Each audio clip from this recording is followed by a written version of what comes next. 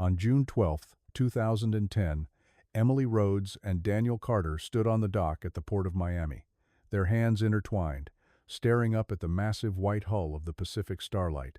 The ship towered above them like a floating city, 11 decks of steel and glass gleaming in the afternoon sun. Emily's auburn hair caught the breeze coming off the water, and she turned to Daniel with that smile, the one her friends said could light up a room, the one Daniel had fallen in love with 3 years earlier when they'd met at a friend's barbecue in Charleston. They were 26 and 28 years old, respectively, newly married just 3 days ago, in a ceremony that had been small and intimate, the kind of wedding where everyone knew everyone and the toasts ran long into the night because there were too many stories to tell and too much love in the room. Emily taught second grade at an elementary school in Charleston. Her classroom walls were covered in student artwork and motivational posters she'd made herself, and she had a reputation among parents as the teacher who remembered every child's birthday and stayed late to help struggling students. She was warm in a way that felt genuine, never performative, and she had a laugh that made other people want to laugh with her. Daniel was quieter, more reserved. He worked as a civil engineer for a firm that designed bridges and infrastructure projects across the Southeast. He was the kind of person who listened more than he spoke, who noticed details other people missed, and who had a protective instinct toward Emily that his friends teased him about but secretly admired. They were described by everyone who knew them as deeply in love, the kind of couple that finished each other's sentences, that communicated with looks across crowded rooms, that made their friends believe in the possibility of finding that kind of connection. The Pacific Starlight was a luxury cruise ship, though Emily and Daniel had booked one of the more modest accommodations to stay within their budget. The ship carried over 2,000 passengers and a crew of more than 1,000, a floating resort with multiple restaurants, theaters, swimming pools, a casino, shops, and entertainment venues that operated around the clock. The vessel was scheduled for a 7-day Caribbean cruise with stops in Cozumel, Grand Cayman, and Jamaica before returning to Miami. At 4 o'clock that afternoon, the ship's horn sounded 3 long blasts, and the Pacific Starlight pulled away from the dock, heading southeast into the Atlantic. Emily and Daniel stood at the railing on Deck 10, watching the Miami skyline recede into the distance, the city's glass towers reflecting the late afternoon sun. Other passengers crowded the railings around them, waving at people on shore who had come to see them off.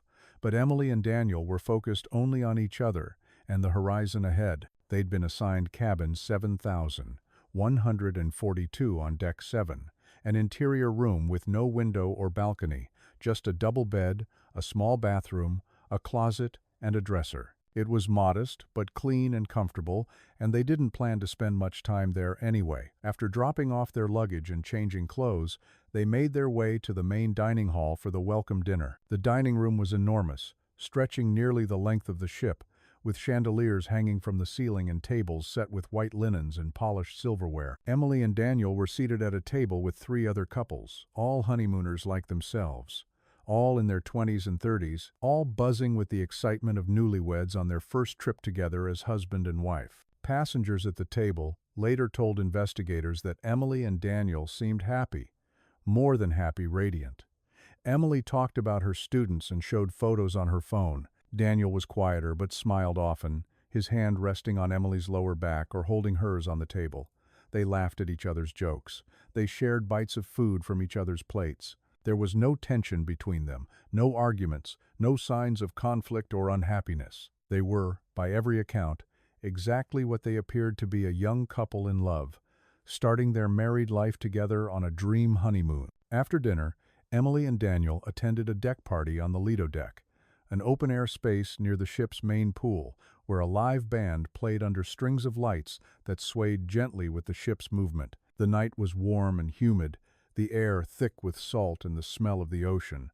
Couples danced on the makeshift dance floor, while bartenders served tropical drinks in plastic cups with little umbrellas. Emily pulled Daniel onto the dance floor, and though he protested that he wasn't a good dancer, he went willingly, holding her close as they swayed to the music. Other passengers remembered seeing them there, wrapped up in each other, oblivious to the crowd around them. At 10:47 p.m., Security cameras captured Emily and Daniel leaving the deck party and heading toward the interior of the ship. The footage shows them walking down a corridor toward the bank of elevators that serviced the lower decks. Daniel's arm is around Emily's waist, and she's leaning into him, her head resting against his shoulder.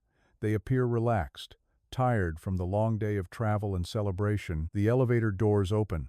They step inside, and the doors close. That was the last confirmed sighting of Emily Rhodes and Daniel Carter. When the Pacific Starlight docked in Cozumel, Mexico, on the morning of June 14th, passengers began disembarking for shore excursions, snorkeling trips, tours of Mayan ruins, shopping in the port town. Emily and Daniel had booked a snorkeling excursion that was scheduled to depart at 9 a.m. When they didn't show up at the designated meeting point, the excursion coordinator assumed they'd overslept or changed their plans. It wasn't unusual for passengers to skip scheduled activities, but when the coordinator checked the list later and noted they hadn't canceled, she mentioned it to the ship's guest services desk. By mid-morning, the ship's crew attempted to contact cabin 7142 through the in-room phone system.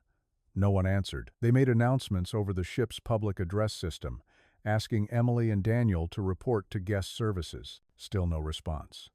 By noon, concerned that something might be wrong, the ship's security team decided to conduct a welfare check. 2 security officers and a supervisor made their way to Deck 7 and knocked on the door of cabin 7142. They knocked repeatedly, calling out the couple's names, identifying themselves as ship security. There was no response. The cabin was locked from the inside, the deadbolt engaged, which meant the occupants had locked it from within or someone had locked it and left through another means, though that seemed unlikely. Using a master key, the security team opened the door. The cabin was empty. The lights were off. The air conditioning hummed quietly, and the room was cool and still. The bed had been slept in, the covers were pulled back on one side, a pillow showed the impression of someone's head, and the sheets were rumpled. But the bed had also been partially made, as if someone had tried to straighten it but hadn't finished. Emily's purse sat on the dresser, a small black handbag with a long strap. Inside, security found her driver's license, 2 credit cards, her cell phone, and a small amount of cash. Daniel's wallet was in the cabin's safe, which was unlocked and sitting open. The wallet contained his license, credit cards, and nearly $800 in cash money they'd brought for excursions and souvenirs. Also in the safe were both of their passports and their cruise boarding passes. Their luggage was still in the cabin. Emily's suitcase was on the floor of the closet, partially unpacked, with several outfits hanging on the rack. Daniel's larger suitcase was on the luggage stand near the bathroom, opened but still mostly full. The bathroom showed clear signs of recent use. 2 damp towels hung on the towel bar. Toiletries were arranged on the counter. Emily's makeup bag, Daniel's shaving kit, a tube of toothpaste with the cap off, 2 toothbrushes in a plastic cup. The shower stall was dry but showed water spots, suggesting it had been used hours earlier and had since dried. But Emily and Daniel were not there. They had left no note, no indication of where they'd gone or what had happened. The ship's security team immediately initiated an emergency search protocol. Over the ship's intercom, crew members were instructed to search their assigned areas. Deck stewards checked every public space: the pools, the theaters, the restaurants, the casino, the library, the spa, the fitness center. They checked the crew-only areas in case the couple had wandered somewhere they shouldn't have been. They checked the medical bay in case one of them had been injured and brought there. They reviewed the ship's manifest and passenger check-in system to see if Emily and Daniel had somehow disembarked in Cozumel without anyone noticing, though their boarding passes showed no record of them leaving the ship. Passengers who had been at the welcome dinner and the deck party were questioned. Everyone gave the same account: Emily and Daniel had been happy, affectionate, seemingly without a care in the world. Security began reviewing surveillance footage, a process that would take hours given the number of cameras throughout the ship. The Pacific Starlight had cameras covering nearly every public area: hallways, elevator lobbies, stairwells, pool decks, entrances to restaurants and entertainment venues. But there were gaps. Not every hallway was covered. Interior cabins like 7,142 didn't have cameras directly outside the doors. The footage from the night of June 12th showed Emily and Daniel entering the elevator at 10:47 p.m. Additional footage showed them exiting the elevator on deck 7 and walking down the corridor in the direction of their cabin. And then, nothing.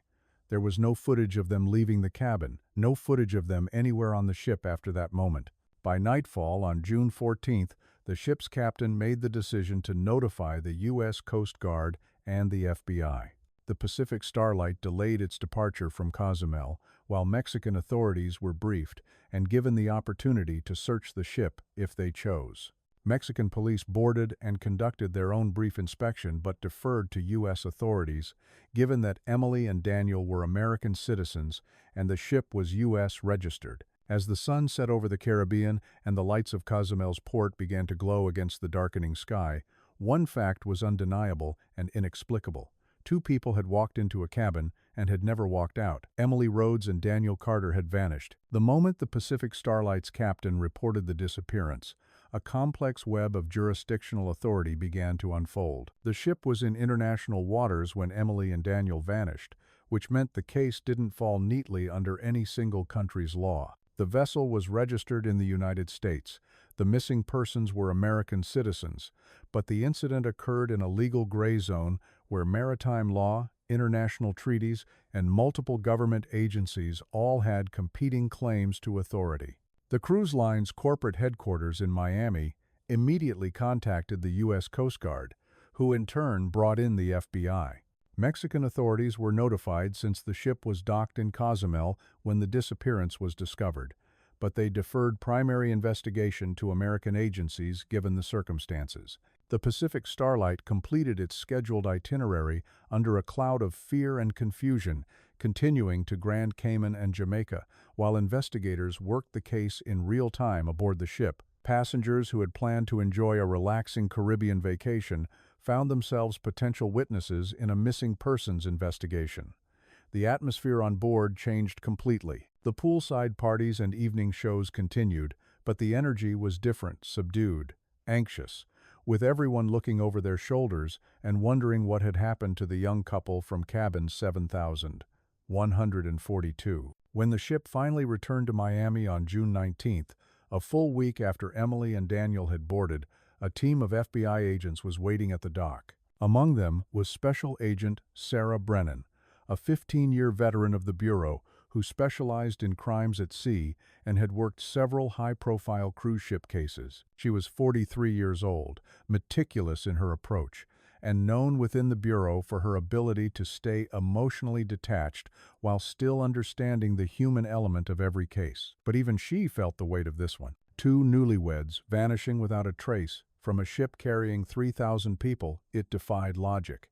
The FBI established a command center in a conference room provided by the cruise line at the port of Miami.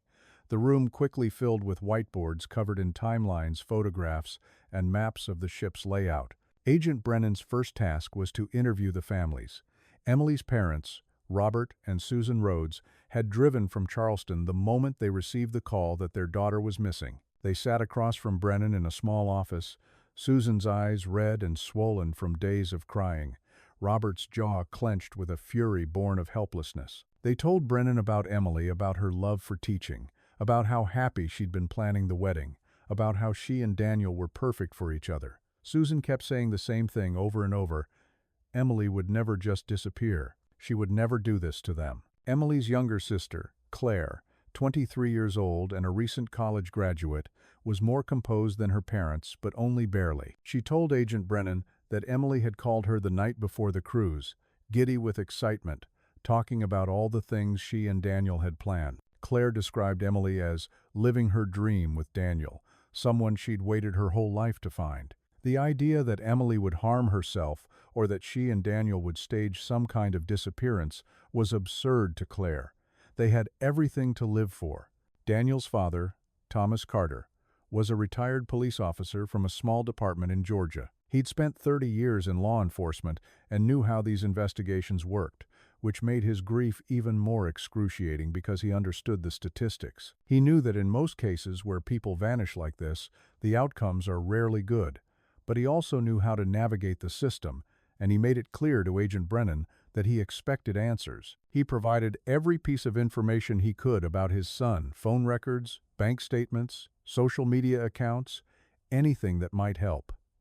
Daniel had no enemies, no financial problems, no secrets. He was a good kid who'd grown into a good man, Thomas insisted, and someone needed to find out what happened to him. While families were interviewed in Miami, forensic teams descended on cabin 7,142. The cabin had been sealed since the initial discovery that Emily and Daniel were missing, with security posted outside to preserve any potential evidence. FBI forensic specialists worked the room for hours, dusting for fingerprints, collecting hair and fiber samples, examining every surface with alternate light sources looking for blood or other biological evidence. What they found was frustrating in its lack of answers. There were no signs of struggle, no blood spatter, no defensive wounds evidence, no overturned furniture or broken objects. The cabin looked lived in but organized, almost too organized. Emily's evening dress from the deck party, a light blue sundress, was hanging neatly in the closet on a hanger. Daniel's dress shoes were by the door, positioned as if he'd taken them off and placed them there intentionally. The bed was partially made in a way that suggested someone had tried to straighten it but hadn't completed the task, or hadn't cared to. But here was the detail that caught investigators' attention. The clothes Emily and Daniel would likely have worn the next day were missing. Emily's daytime outfits, the casual clothes she'd packed for shore excursions, were absent from the closet and suitcase. Daniel's shorts and polo shirts, the kind of thing he'd wear for a day in Cozumel, were gone. Their swimsuits were missing. It suggested they'd gotten dressed that morning, or intended to.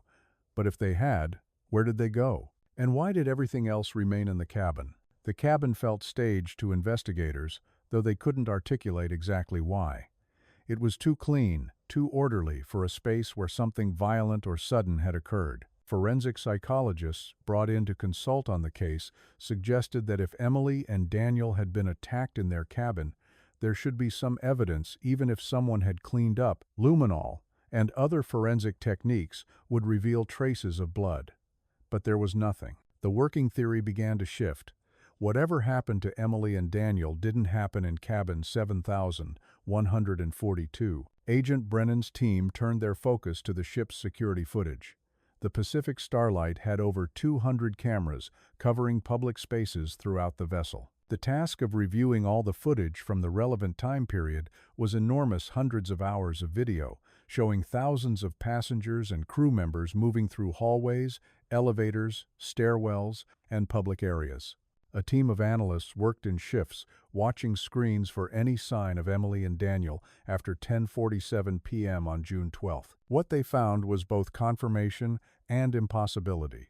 The footage clearly showed Emily and Daniel entering the elevator at 10:47 p.m. on Deck 10 after leaving the deck party. Additional cameras captured them exiting on Deck 7 and walking down the corridor toward their cabin. The hallway that led to cabin 7,142 was an interior corridor, windowless and climate-controlled, servicing about 30 cabins. The corridor was covered by 2 security cameras, one mounted at the east end near the elevator lobby and another at the west end near the emergency stairwell. Every person who entered or exited that corridor was recorded by one or both cameras. It was impossible to leave the hallway without being captured on video. Yet there was no footage of Emily and Daniel leaving. Analysts reviewed the footage frame by frame. They watched every person who entered and exited that hallway for the entire night of June 12th and the morning of June 13th. They saw other passengers returning to their cabins late at night. They saw a room service attendant delivering a tray at 11:30 p.m. They saw a couple leaving early the next morning for a sunrise yoga class. But they never saw Emily and Daniel. The couple had walked into that corridor and had seemingly vanished into thin air. Agent Brennan knew this wasn't possible. People don't vanish from surveillance footage, which meant one of 3 things had happened. Emily and Daniel had used a service corridor or crew, only area to leave without being detected. They had left during a camera malfunction, or someone with access to the ship's security system had deleted footage. The first possibility seemed unlikely. Service corridors required keycard access, and there was no record of Emily or Daniel's cabin keycards being used to access any restricted areas. But the third possibility was the most disturbing, because it suggested premeditation and inside knowledge. Further investigation into the security system revealed something that made Agent Brennan's instincts flare. Between 2:15 a.m. and 2:43 a.m. on June 13th, roughly 4 hours after Emily and Daniel were last seen, the camera at the east end of Deck 7's corridor had experienced a 28-minute outage. The ship's IT department claimed it was a routine system reboot, a scheduled maintenance task performed on different camera systems throughout the ship on a rotating basis. But the timing felt wrong. Brennan pulled the maintenance logs and found something even more suspicious. A crew member had accessed the ship's security control room at 2:10 a.m., just 5 minutes before the camera went offline. The crew member was a maintenance technician named Marco Delgado, a 34-year-old man from the Philippines who had worked on the Pacific Starlight for 2 years. His job involved routine maintenance of the ship's electrical and mechanical systems, which included occasional work on the security camera infrastructure. Brennan had Marco brought in for questioning. He was nervous, most people are when interviewed by the FBI, but he maintained his story. He'd been performing scheduled maintenance on the camera system that night, a task assigned to him by his supervisor. He denied tampering with the cameras or deleting any footage. He insisted he'd simply rebooted the system as instructed and moved on to other tasks. Investigators checked Marco's alibi. Other crew members confirmed seeing him in various parts of the ship that night, performing his duties. His keycard access logs showed he'd been in multiple locations throughout his shift, none of them particularly suspicious. But Brennan couldn't shake the feeling that the timing was too coincidental. A camera goes offline for 28 minutes, perfectly positioned to cover the hallway where 2 people have vanished, and it happens just hours after they were last seen. It felt deliberate. Then investigators found something else that deepened the mystery. During the same time window when the Deck 7 camera was offline between 2:15 a.m. and 2:43 a.m., the ship's man-overboard alarm system had been briefly disabled.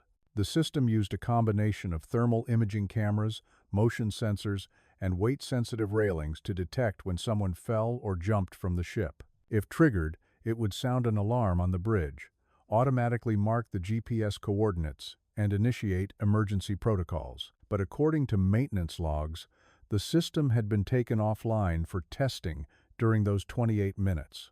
If someone had gone overboard during that window, there would have been no automatic alert, no immediate response, no emergency stop. The ship would have continued on its course, and by the time anyone noticed something was wrong, it would have been miles away from wherever the incident occurred. Agent Brennan sat in the command center late one night, surrounded by files and photographs and timelines, and tried to piece together what the evidence was telling her. Emily and Daniel had returned to their cabin at 10:47 p.m. At some point, possibly during the camera blackout between 2:15 and 2:43 a.m., they had left their cabin. Something had happened to them. And based on the disabled man-overboard system and the complete absence of their bodies anywhere on the ship, the most likely scenario was that they had gone into the ocean. But how? And why? And most importantly, were they alone when it happened, or was someone else involved? The questions multiplied, but the answers remained maddeningly out of reach. As June turned to July and then August of 2010, the investigation into Emily Rhodes and Daniel Carter's disappearance became an exercise in frustration. Agent Sarah Brennan and her team conducted over 300 interviews, passengers who had been on the Pacific Starlight during that voyage, crew members who worked every section of the ship, and port workers in Miami, Cozumel, Grand Cayman, and Jamaica. They talked to the couple at the welcome dinner who had sat with Emily and Daniel. They interviewed the band members who played at the deck party. They questioned room service attendants, bartenders, deck stewards, housekeeping staff, engineers, and entertainers. Every person who might have seen something, heard something, or noticed something out of place was brought in and questioned, sometimes multiple times. The result was always the same. No one had seen Emily and Daniel after 10:47 p.m. on June 12th. No one remembered seeing them in a corridor, on a stairwell, at a restaurant, or anywhere else on the ship after they walked toward their cabin that night. It was as if they had simply ceased to exist the moment they stepped out of view of the security cameras. The investigation produced mountains of paperwork, hundreds of witness statements, and thousands of hours of reviewed security footage, but no concrete answers. There was no smoking gun, no clear suspect, no physical evidence that pointed definitively to what had happened. Theories began to proliferate within the investigation team and among the public.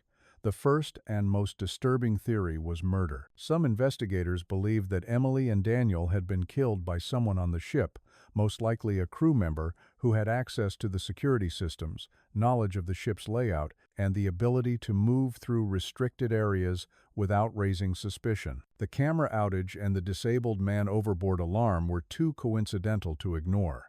Someone had created a window of opportunity, and during that window, something terrible had happened. In this scenario, Emily and Daniel had been attacked, killed, and their bodies disposed of overboard, weighted down so they wouldn't surface. The theory was plausible, but there was no evidence to support it. Marco Delgado, the maintenance technician who had accessed the security control room that night, remained a person of interest, but investigators couldn't establish any connection between him and the missing couple. He had no motive, no history of violence, and alibis that, while not airtight, were corroborated by multiple witnesses. A second theory, one that Agent Brennan found herself reluctantly considering, was murder-suicide. Perhaps Emily and Daniel had jumped from the ship together in some kind of pact. Perhaps there had been problems in their relationship that no one knew about, stresses or conflicts hidden beneath the surface of their seemingly perfect marriage. Perhaps the pressure of starting a new life together had been too much, or one of them had been dealing with mental health issues that they'd kept secret. But this theory was immediately and vehemently rejected by everyone who knew the couple. Emily's parents insisted their daughter had been happy, genuinely happy, in the weeks leading up to the wedding and the cruise. Claire, Emily's sister, said that Emily had called her from the ship the evening before the deck party, describing the cabin and the food, and how excited she was for the snorkeling trip in Cozumel. Daniel's father, Thomas, pointed out that his son had no history of depression, no suicidal ideation, and had recently been promoted at work, hardly the behavior of someone planning to end their life. Friends and colleagues echoed the same sentiments. There was no evidence of mental illness, no warning signs, no indication that either Emily or Daniel had been struggling. A darker, more sinister theory emerged from some investigators and was picked up by media coverage of the case: human trafficking. The theory suggested that Emily and Daniel had been targeted, abducted, and smuggled off the ship in Cozumel, where they were sold into some underground network, forced labor, sexual exploitation, or organ harvesting. The theory had a certain horrible logic to it. A young, attractive couple would be valuable commodities in the right criminal circles. Mexico's proximity to the United States and its history of cartel activity made it a plausible location for such an operation. But when investigators dug into the theory, it fell apart. There was no evidence that anyone had left the ship with Emily and Daniel. Passenger manifests and security footage showed no one disembarking with them or with luggage that could have concealed them. Their passports were still in the cabin, which would make international travel nearly impossible. And perhaps most importantly, there had been no ransom demands, no communications, no signs that someone was holding them for any purpose. If they'd been abducted for trafficking, why had no one ever tried to monetize them by contacting the families? The cruise line, meanwhile, found itself facing legal and public relations nightmares. Emily and Daniel's families filed lawsuits alleging gross negligence in security, failure to protect passengers, and inadequate investigation procedures. The lawsuits claimed that the cruise line had known about security vulnerabilities, the camera blind spots, the ease with which systems could be disabled, the lack of monitoring of crew movements, and had failed to address them. The legal process dragged on for months, with depositions, document requests, and mounting legal fees on both sides. Eventually, the cruise line settled out of court for an undisclosed amount rumored to be in the millions. The company admitted no wrongdoing but agreed to implement enhanced security measures on all its ships, including continuous monitoring of security camera systems and stricter protocols for disabling safety equipment. The case received enormous media attention. Dateline NBC produced a 2-hour special titled Vanished at Sea, The Honeymoon Mystery, which aired in October 2010 and drew millions of viewers. 20/20 followed with its own episode in early 2011. Both programs laid out the timeline, interviewed the families, and explored various theories, but neither could provide answers. The coverage brought the case to a national audience, and suddenly, everyone had a theory. Online forums dedicated to true crime and unsolved mysteries exploded with speculation. Some amateur sleuths believed Emily and Daniel had been targeted by a maritime trafficking ring that operated on cruise ships. Others thought they'd witnessed a crime and had been silenced. More outlandish theories involved mafia connections, CIA operations, and even alien abduction. The noise of speculation grew so loud that it sometimes obscured the simple, devastating truth. 2 people were missing, and no one knew why. As the 1-year anniversary of the disappearance approached in June 2011, media interest began to fade. The story had been told and retold. There were no new developments, no breaks in the case, nothing to sustain the news cycle. The case receded from headlines, replaced by newer tragedies and mysteries. But for Emily and Daniel's families, the disappearance was not a story that could be filed away and forgotten. It was their daily reality, a wound that never healed because it could never close. Emily's parents, Robert and Susan Rhodes, refused to accept that the investigation was stalling. They mortgaged their home in Charleston to raise money to hire private investigators, former FBI agents, and retired detectives who specialized in cold cases. The private investigators retraced the FBI's work, re-interviewed witnesses, and explored leads that had been deprioritized or dismissed. They found nothing new. The case was a maze with no exit, a puzzle with missing pieces that might not even exist. Susan Rhodes aged a decade in the span of a year. Her hair turned gray, she lost weight. She stopped attending church, stopped seeing friends, stopped doing anything that wasn't related to finding her daughter. Robert threw himself into the investigation with an obsessive intensity, filling notebooks with timelines and theories, calling Agent Brennan weekly to demand updates, writing letters to politicians and media outlets, begging them not to let the case die. Daniel's father, Thomas Carter, used every law enforcement connection he'd built over 30 years as a police officer to keep pressure on the FBI and the cruise line. He called in favors, pushed for reviews of evidence, and demanded that the case remain active. But even with his experience and contacts, Thomas knew the brutal reality. Without new evidence, without a body, without a witness coming forward, there was nowhere for the investigation to go. He'd worked enough missing persons cases in his career to know that the first 48 hours were critical, and after that, the odds of finding someone alive dropped precipitously. It had been months, and if they weren't alive, if they were at the bottom of the ocean somewhere, they might never be found. In 2013, 3 years after Emily and Daniel vanished, the Pacific Starlight was sold to a different cruise line as part of a corporate restructuring. The ship was renamed Caribbean Dream, repainted and refurbished. New itineraries were planned. New passengers booked cabins, and the ship continued its operations as if nothing had ever happened. But among the crew, many of whom had transferred from the old ownership to the new, there were whispers. Some crew members claimed Deck 7 was haunted, that they heard voices in the corridor late at night, that cabin 7142 had a presence that made them uneasy. Housekeeping staff requested not to be assigned to that cabin. Eventually, the cruise line renumbered it, changing cabin 7142 to cabin 7144B in an attempt to distance the room from its dark history. But the crew still knew which cabin it was, and they avoided it when they could. By 2015, 5 years after the disappearance, the FBI officially classified the case as cold. There were no active leads, no ongoing investigations, no reason to keep assigning resources to a mystery that seemed unsolvable. Agent Sarah Brennan, who had retired from the Bureau in 2014, kept a framed photograph of Emily and Daniel on the desk in her home office.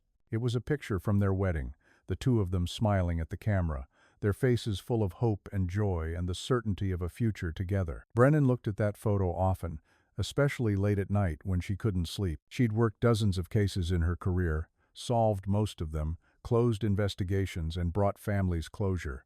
But Emily and Daniel haunted her in a way no other case had. She never stopped thinking about them, never stopped believing that there was something on that ship, some piece of evidence, some clue, some overlooked detail that would have made all the difference. She just hadn't found it. And now, she feared, no one ever would. 13 years is a long time. Long enough for wounds to scar over, for grief to become something you carry rather than something that consumes you, for a story to fade from public memory and become just another unsolved mystery in a world full of them. By 2023, Emily Rhodes and Daniel Carter were names that most people had forgotten. The case was still listed as open in FBI databases, but no one was actively working it. The families had learned to live with the uncertainty, though it never stopped hurting. Susan Rhodes still set a place for Emily at Thanksgiving dinner, unable to accept that her daughter was truly gone. Thomas Carter kept Daniel's engineering textbooks on a shelf in his study, untouched but dusted regularly, as if his son might walk through the door one day and need them again. The ship that had been known as the Pacific Starlight was still sailing, though it had changed hands and names.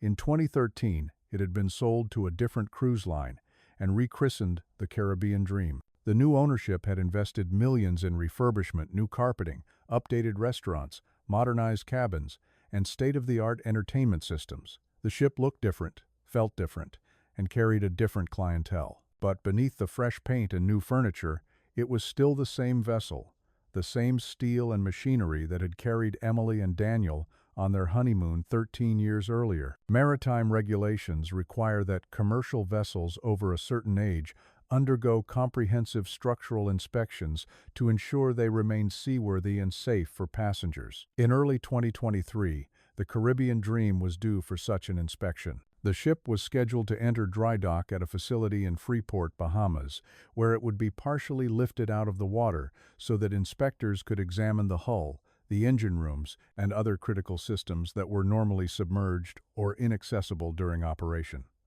Dry dock inspections are routine but thorough. Teams of engineers, welders, and commercial divers go over every inch of the vessel, looking for corrosion, stress fractures, and any signs of structural failure that could compromise safety. On March 8, 2023, the Caribbean Dream was secured in the dry dock.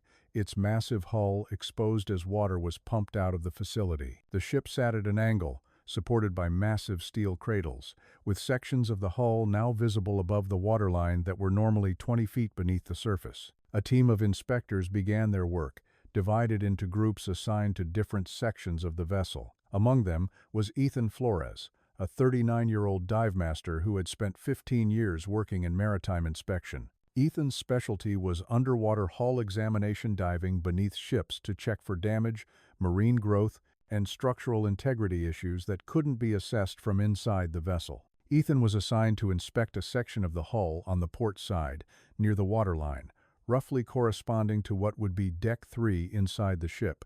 This was well below the passenger areas, in a part of the vessel that housed machinery, storage, and crew quarters. The inspection required him to enter the water that remained in the dry dock, about 8 feet deep in the area where he was working, and use specialized lights and cameras to examine the hull's exterior surface. The work was methodical and slow. The hull was covered in 13 years of marine growth, thick layers of barnacles, algae, and other organisms that had colonized the metal surface. Ethan used a scraper to remove the growth in sections, revealing the steel beneath so he could check for corrosion, pitting, or cracks. About 2 hours into his inspection, Ethan noticed something that didn't match the blueprints he'd been provided. There was an access panel on the hull, a rectangular section of metal roughly 4 feet by 3 feet, secured with heavy bolts. Access panels were common on ships. They allowed engineers to reach internal systems for maintenance without having to enter through the interior of the vessel. But this panel wasn't marked on the ship's original blueprints, and its location was unusual. It was positioned just above the waterline in a section of the hull that should have been solid plating according to the design specifications. Ethan radioed his supervisor, a senior engineer named Richard Kwan, who was overseeing the inspection from a platform above the dry dock. Ethan described what he'd found, and Richard consulted the blueprints and maintenance records.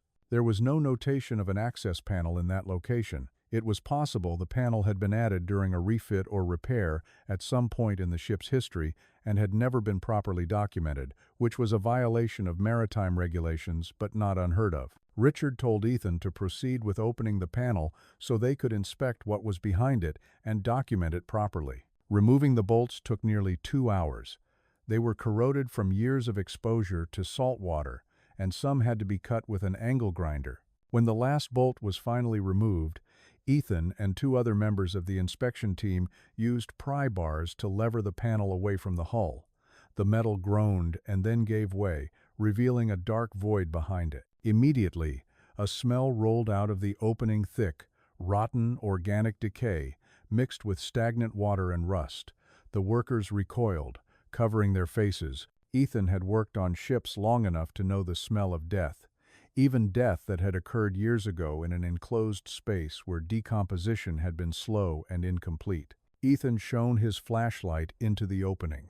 The beam cut through the darkness, illuminating a narrow compartment that ran along the interior of the hull. The space was about 6 feet deep and extended roughly 20 feet along the length of the ship. It was partially flooded with stagnant water that had seeped in through the hull's seams over the years, creating a fetid pool that sloshed gently as the ship settled on its supports. And in that water, tangled in rotted fabric and corroded metal debris, were bones. Ethan's heart stopped. He'd seen a lot of things in his career: damaged equipment, structural failures, even the occasional drowned animal that had somehow gotten trapped in a ship's hull. But he'd never seen human remains. He played his light across the compartment, his hands shaking slightly. There were 2 sets of remains, clearly distinguishable even to his untrained eye. The bones were picked clean, reduced to pale structures that had been submerged for years. They were arranged in a way that didn't look accidental. The bodies hadn't been washed into this space by some freak accident. They had been placed here, hidden here, sealed behind a panel that no one was supposed to open. Ethan backed out of the water immediately and radioed Richard. His voice was tight with shock as he explained what he'd found. Richard didn't believe it at first, thought maybe Ethan had misidentified animal remains or old ship debris. But when Richard climbed down to the dry dock floor and looked into the compartment himself, his face went pale. He told everyone to stop working and step away from the area. Then he pulled out his phone and called the Bahamian authorities. Within 2 hours, the dry dock facility was swarming with police. Bahamian maritime safety officials arrived, then forensic specialists, and finally, at the request of the Bahamian government, FBI agents who had been stationed at the U.S. Embassy in Nassau. The compartment was immediately cordoned off and treated as a crime scene. Forensic divers were brought in to carefully extract the remains without disturbing potential evidence. The work took an entire day. Every bone, every piece of fabric, every fragment of metal was photographed in place before being removed and cataloged. The investigation into the compartment itself revealed disturbing details. The space had been deliberately created. It wasn't part of the ship's original design. Someone had welded additional metal plating to the interior of the hull, creating a hidden void between the inner and outer walls of the ship. The welding work was professional, not the kind of thing an amateur could do. It required knowledge of ship construction, access to welding equipment, and the ability to work undetected in a maintenance area of the vessel. The entrance to the compartment from inside the ship was concealed behind a false wall panel in a storage room on Deck 3, a space that was rarely accessed and used primarily for storing old linens and decommissioned equipment. The panel could be removed from inside, allowing someone to place objects or bodies into the hidden compartment, then reseal it and replace the exterior access panel on the hull. The remains were transported to the office of the chief medical examiner in Nassau, where a full forensic analysis began. The bones were consistent with 2 adults, 1 male, 1 female, both appearing to be in their mid to late 20s based on skeletal development and dental wear. Clothing remnants recovered from the compartment were sent to FBI labs for analysis. The fabric was heavily degraded, but forensic textile experts identified pieces of what appeared to be casual clothing, cotton shorts, synthetic material consistent with athletic wear, fragments of swimwear. There were also personal items, a corroded metal watch, a piece of jewelry that might have been an earring, and what appeared to be the remains of a leather wallet, though it had degraded to the point of being nearly unrecognizable. Dental records were the fastest way to potentially identify the remains, and the FBI immediately cross-referenced the dental structures with missing persons databases. DNA analysis was also initiated, though extracting usable DNA from bones that had been submerged in salt water for over a decade was challenging. Forensic anthropologists worked carefully, drilling into the thickest bones, the femurs, to extract marrow that might still contain viable genetic material. The results came back in 2 weeks, though for the investigators and the families who had been notified that human remains were found, those 2 weeks felt like an eternity. The dental records provided a preliminary match first. The female remains showed dental work fillings, a crowned molar, orthodontic history that was consistent with Emily Rhodes' dental records from 2010. The male remains matched Daniel Carter's records. When the DNA analysis was completed, it confirmed what the dental records had suggested. The remains found in the hidden compartment of the Caribbean Dream, formerly the Pacific Starlight, were Emily Rhodes and Daniel Carter. They had been on that ship the entire time, sealed inside a tomb of metal and darkness, hidden just feet away from passengers who had sailed above them for 13 years. The call came to Susan Rhodes at 9:37 a.m. on March 22, 2023. She was in her kitchen in Charleston, making coffee, when her phone rang with a number she didn't recognize. The voice on the other end identified himself as Special Agent Marcus Webb with the FBI. Susan's hands started shaking before he even finished introducing himself.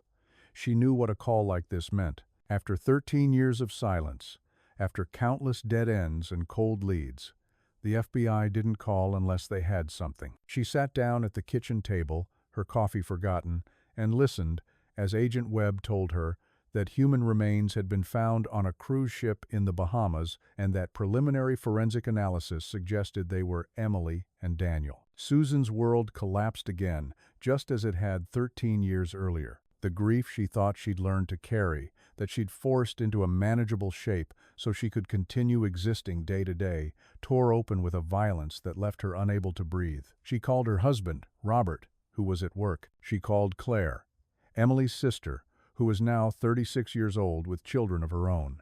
And they all felt the same thing, a relief so painful it was almost indistinguishable from agony.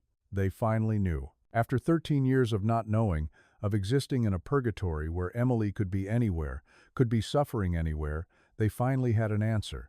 But the answer was the one they'd feared most. Emily was dead. She'd been dead the whole time, hidden on that ship, and they'd never stopped sailing it, never stopped carrying passengers over her grave. Daniel's father, Thomas Carter, received a similar call.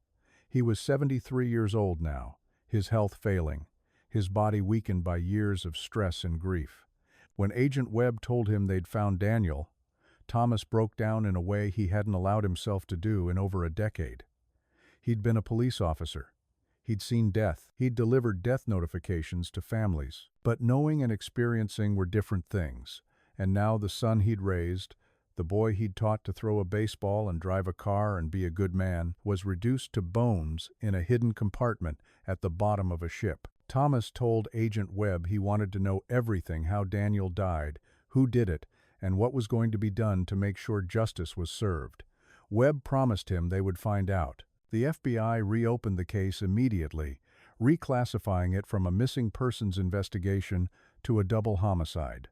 Special Agent Marcus Webb was assigned as the lead investigator, a deliberate choice by the Bureau. Webb had been a junior agent in 2010, assisting Agent Sarah Brennan during the original investigation.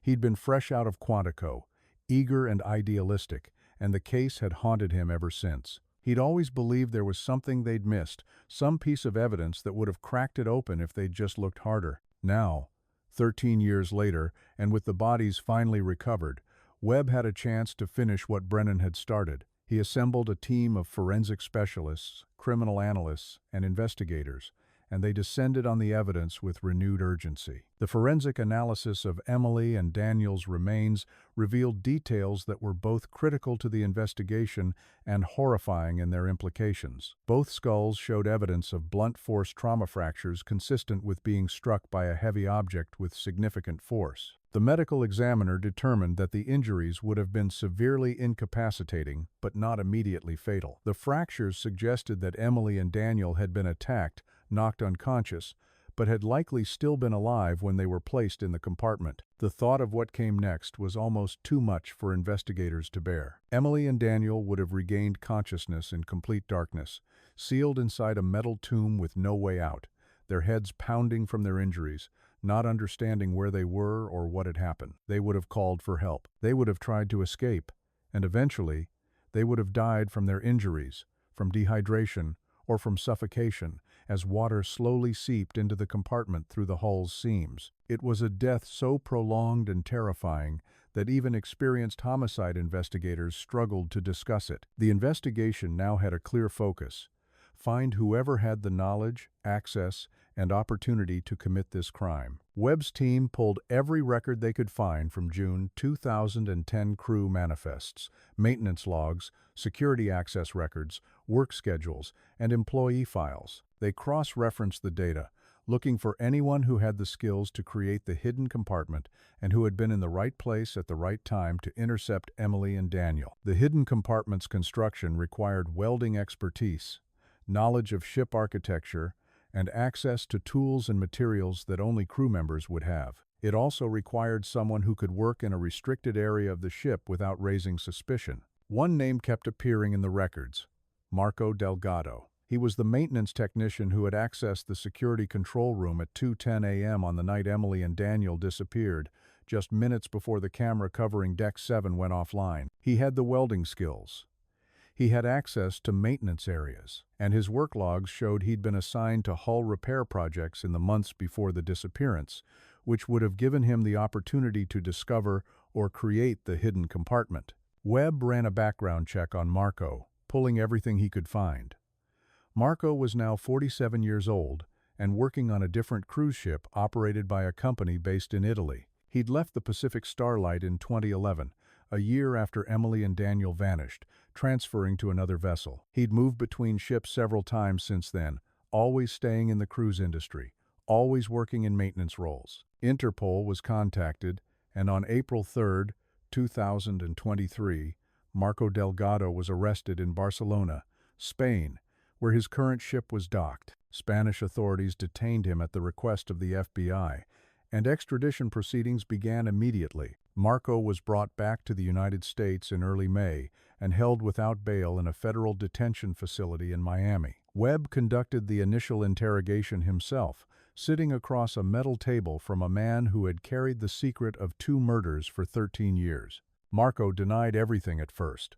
He claimed he didn't remember Emily and Daniel, that he'd never seen them, that he had nothing to do with their disappearance. He said the camera outage was routine maintenance, just like he'd told investigators in 2010.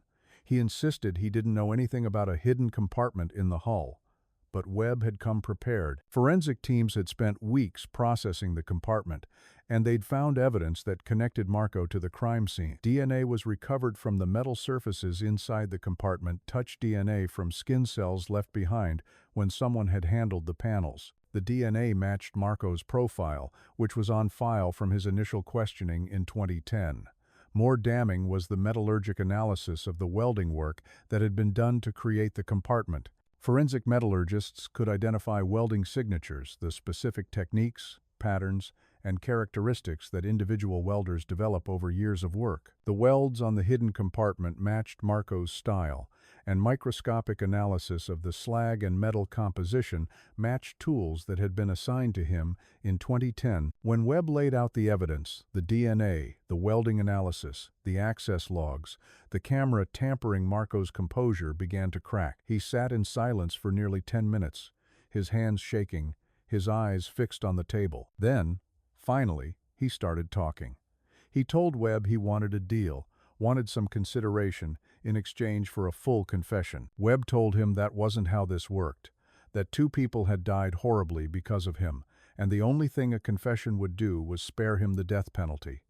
Marco understood, and slowly, haltingly, he told Webb what had happened. On the night of June 12, 2010, around 2:30 a.m., Marco had been working in a maintenance corridor on Deck 7, performing routine checks on electrical systems. The corridor was crew-only, accessible by keycard, and it ran parallel to the passenger hallways. Marco heard voices and saw two people who clearly didn't belong there.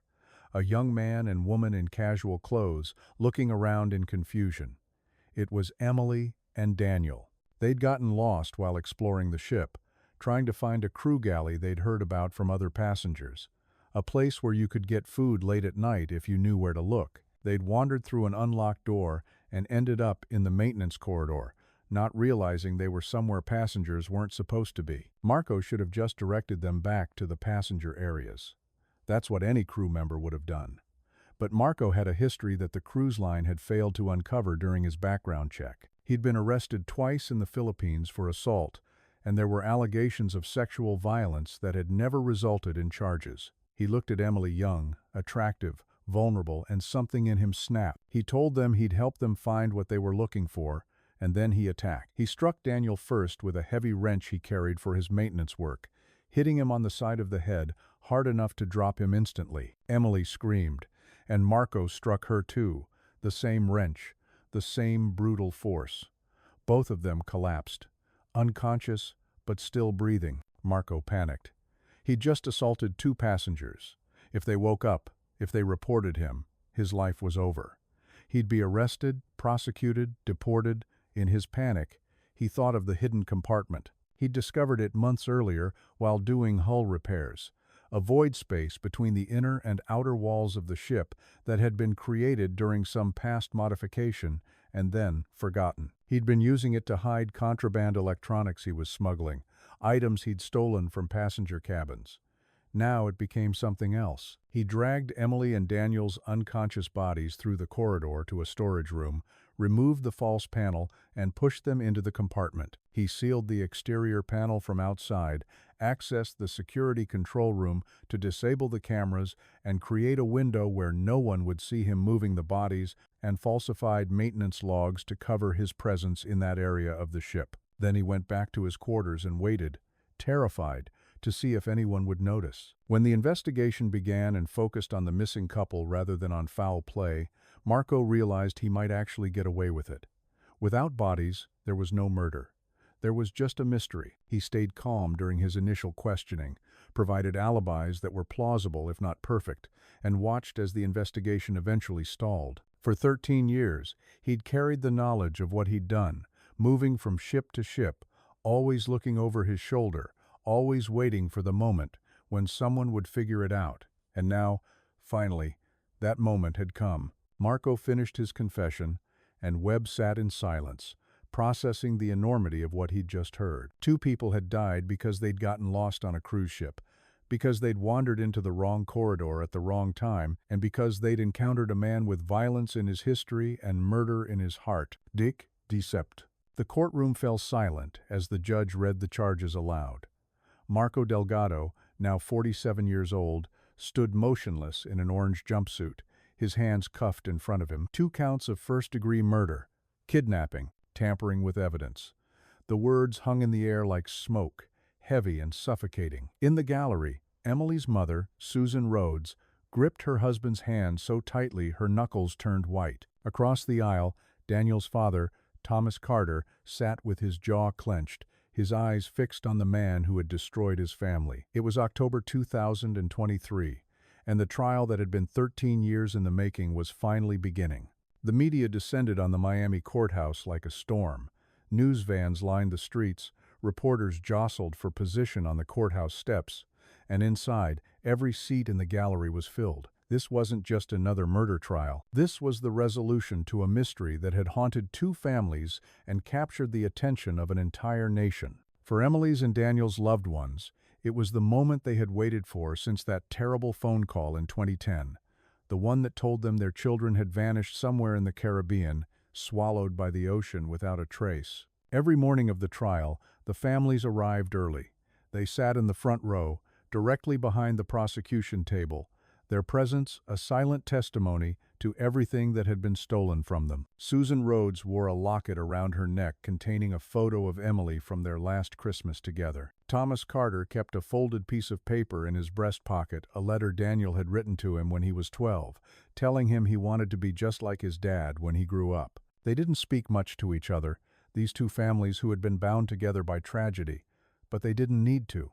Their shared grief was a language all its own. The prosecution built their case methodically, piece by piece, like assembling a puzzle that had been scattered across 13 years. They presented the forensic evidence, first the DNA analysis that confirmed the remains found in the hidden compartment belonged to Emily Rhodes and Daniel Carter. They showed photographs of the compartment itself, that cramped, airless space behind a false wall, where two people had been sealed away like forgotten cargo. The jury stared at those images, and several looked away, their faces pale. Then came Marco's confession.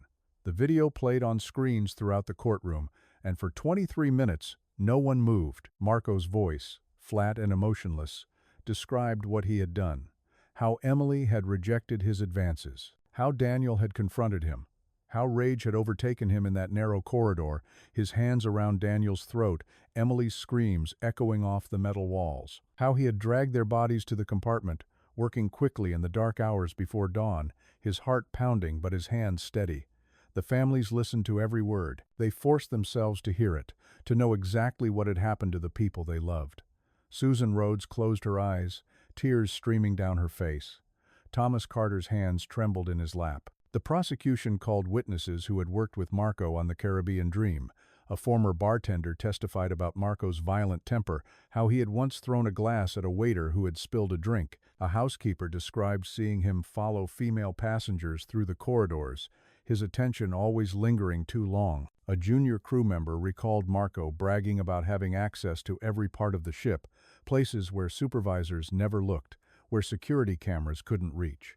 The portrait that emerged was of a man who had been a danger waiting to happen, a predator operating in plain sight while the cruise line looked the other way. The defense fought back with everything they had. They argued that Marco's confession had been coerced, that he had been interrogated for hours without proper legal representation, that the investigators had broken him down until he told them what they wanted to hear. They brought in experts who testified about false confessions, about how innocent people can be manipulated into admitting to crimes they didn't commit. They pointed to the 13 years between the murders and the discovery of the bodies, arguing that the forensic evidence was circumstantial, degraded by time, and could never definitively prove what had happened in that corridor. But the jury wasn't convinced.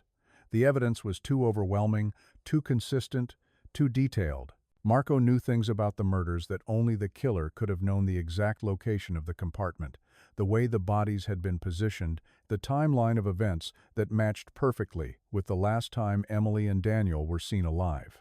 His confession wasn't the rambling of a broken man being fed information. It was the account of someone who had lived with this secret for 13 years, who had carried the weight of it every single day, and who had finally, inevitably, collapsed under its burden. For 4 days, the jury deliberated. 4 days during which the families waited in a small room down the hall from the courtroom, drinking bad coffee and barely speaking. 4 days of watching the clock, jumping at every sound in the hallway, wondering if this time, finally, they would have an answer.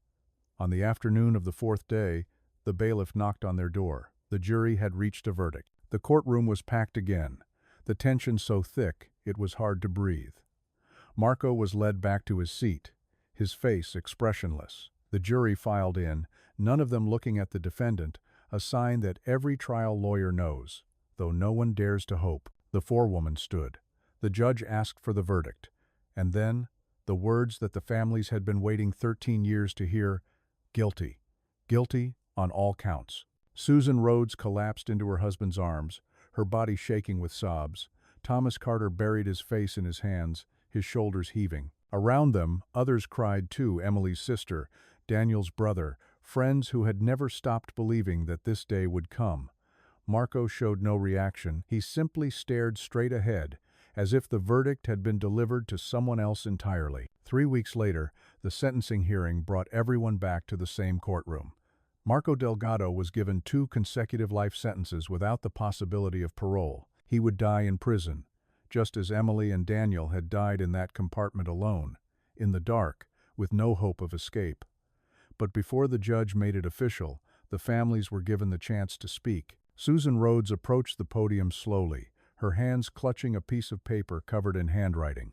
She had practiced this statement dozens of times, but now that the moment was here, the words felt impossible. She looked at Marco, forcing herself to meet his eyes.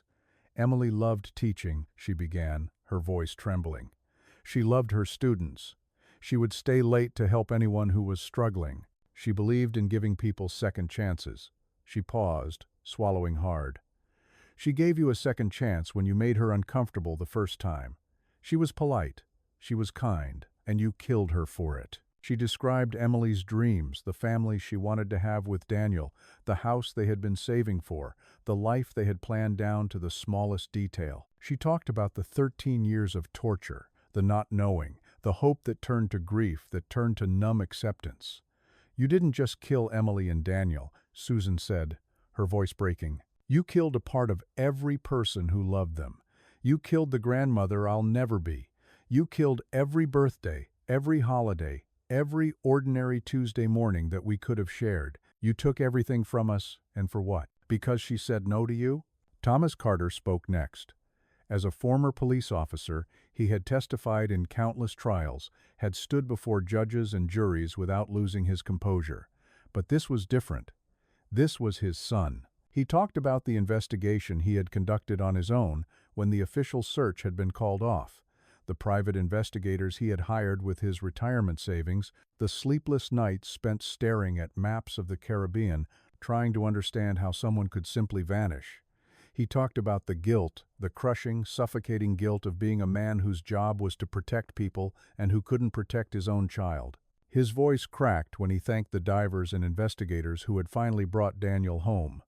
"You gave us the truth," he said, "and sometimes that's all a father can ask for." After the trial, Emily and Daniel were finally laid to rest. The funeral was held in Charleston, South Carolina, in a small cemetery overlooking the harbor where they had spent so many afternoons walking hand in hand. Hundreds attended, family, friends, former students of Emily's, colleagues of Daniel's, and strangers who had followed their story and felt compelled to pay their respects. The caskets were placed side by side, just as Emily and Daniel would have wanted. In death, as in life, they were together. The families established a foundation in their memory, dedicated to improving cruise ship safety regulations and ensuring that what happened to Emily and Daniel could never happen again. They lobbied Congress, appeared on news programs, and met with maritime safety experts. Their grief had found a purpose, a channel through which their pain could become something meaningful. Congressional hearings were held. Survivors of other cruise ship incidents testified. Experts revealed that the industry had been self-regulating for decades, with minimal oversight and even less accountability. New legislation was proposed: comprehensive background checks for all crew members, increased security camera coverage with redundant backup systems, regular inspections of every compartment on every ship. The cruise industry fought back hard, citing the astronomical costs, warning that such regulations would cripple the business. But public pressure was too great. The story of Emily and Daniel had struck a chord, had made people realize that the romantic image of a cruise vacation was hiding darker realities. Changes began to come, slowly but surely. The Caribbean dream itself was permanently decommissioned. No company wanted to operate a ship that had become synonymous with murder and cover-up. It was sold for scrap, and as workers dismantled it piece by piece, they made a discovery that sent chills through the investigation team. 2 more hidden compartments in the hull, both empty but showing clear evidence of previous use: scratches on the walls, stains that forensic tests suggested were biological in nature. Investigators reopened cold cases, looking for other passengers who had gone missing from the Caribbean dream during Marco's tenure. They found 6 unsolved disappearances spanning 8 years. 6 people who had vanished without a trace, their families still waiting for answers that might never come. Agent Sarah Brennan watched the trial coverage from her retirement home in Virginia. She was 70 now, her hair completely white, her hands marked by arthritis. But her mind was sharp, and when the guilty verdict was announced on the television in the common room, she felt something break inside her chest. She cried, not tears of relief or justice served, but tears of profound, bone-deep sadness. 13 years. 13 years during which Emily and Daniel had been gone, during which their families had suffered, during which she had failed to find them. The verdict didn't erase that failure. It only underlined how long it had taken, how much had been lost in the waiting. The families found a measure of peace, though it was fragile and incomplete, like a vase that had been shattered and glued back together whole again, but forever marked by the breaking. They finally had closure, a place to visit their loved ones, the knowledge that justice had been served.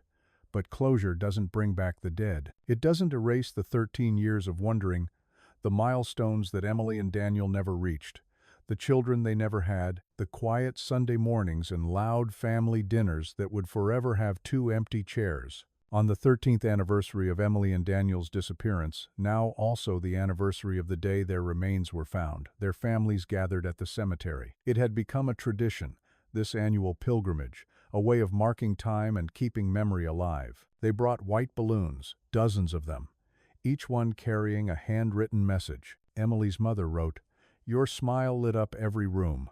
Daniel's father wrote, "You made me proud every single day." Emily's sister wrote, "I miss you more than words can say." Daniel's brother wrote, "I wish you'd met my daughter. She has your eyes." They released the balloons together, watching as they drifted upward, carried by the ocean breeze. The white dots rose higher and higher, growing smaller against the endless blue sky until they disappeared into the clouds. Susan Rhodes stood at her daughter's grave, her hand resting on the cold marble headstone. She whispered the words she had whispered every single day for 13 years, the words that had become a prayer, a promise, a lifeline. "We never stopped looking for you. We never stopped loving you. And now, finally, you can rest." The story of Emily Rhodes and Daniel Carter lived on long after the trial ended. It became required reading in maritime law courses, a case study used to teach about the persistence required in long-term investigations, a cautionary tale about the dangers that can lurk in places designed for leisure and escape. But more than that, it became a reminder that even in the vast emptiness of the ocean, even when it seems that the truth has been swallowed forever, even when 13 years pass and hope seems foolish, the truth has a way of surfacing. Eventually,